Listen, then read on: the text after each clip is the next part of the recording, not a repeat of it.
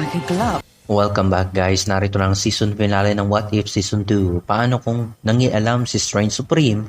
Ano-ano kaya ang mga nalagpasan mong detalye at sekreto sa episode 9?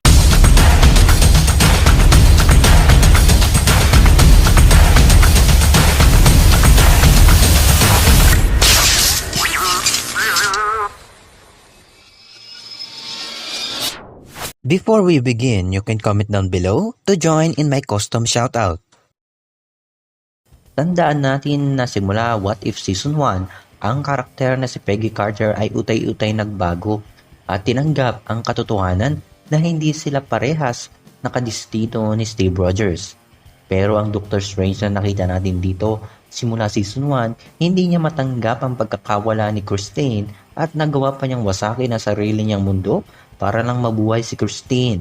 Imbis na magbago, nilamon na siya ng pagdudusa. Dinala ni Strange si Peggy sa Sanctum Infinitum. Laman nito ang ilang bihag na kayang magwasak ng multiverse gaya ni Ultron. Ang ilang crystal orb na ito ay laman sina Infinity Ultron, ang Duwende mula sa Season 1, Thanos, The Collector mula sa Season 1, Rocket Raccoon, ang Batang Peter Quill, Corvus Glaive, at ang combination ni Thor at Hook. At madidinig natin ang ilang reference. Gremlins, aliens, Jurassic Park. Binigyan ni Strange si Peggy ng misyon na dakipin ang hinihilalang banta na si Kahori mula sa episode 6 na may kapangyarihang galing sa Tesseract. Sa alternate universe na ito, nanalo ang Hydra sa pamumuno ni Red Skull.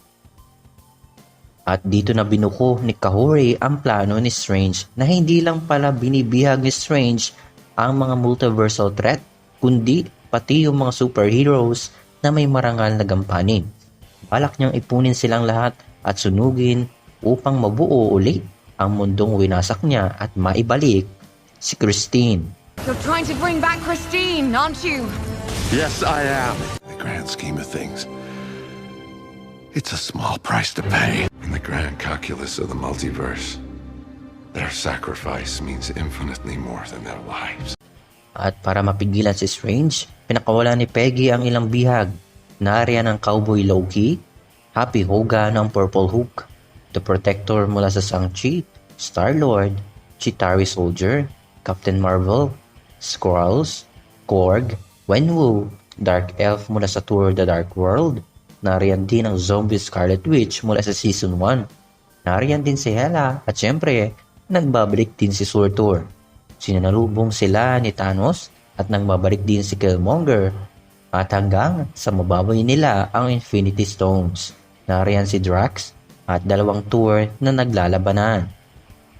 Nagkaroon din ng ilang reference sa Avengers Infinity War, ganun din ang eksenang ito.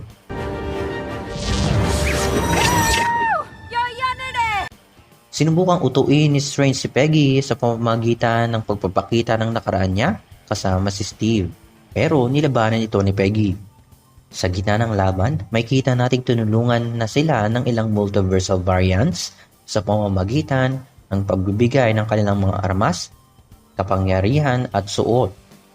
Ang korona ni Hela, Mjolnir, 10 rings, ilang sibat at baril hanggang sa magbago ng anyo si Strange na halos kamukha ng nasa Season 1. Matapos nito ay isang eksena na nagpapatunay na naroroon pa rin ang mabuting Stephen Strange sa likod ng halimaw na ito. At pahuli, ating nakita ang Tree of Life na nagawa ni Loki na nakita natin sa Loki Season 2 Episode 6.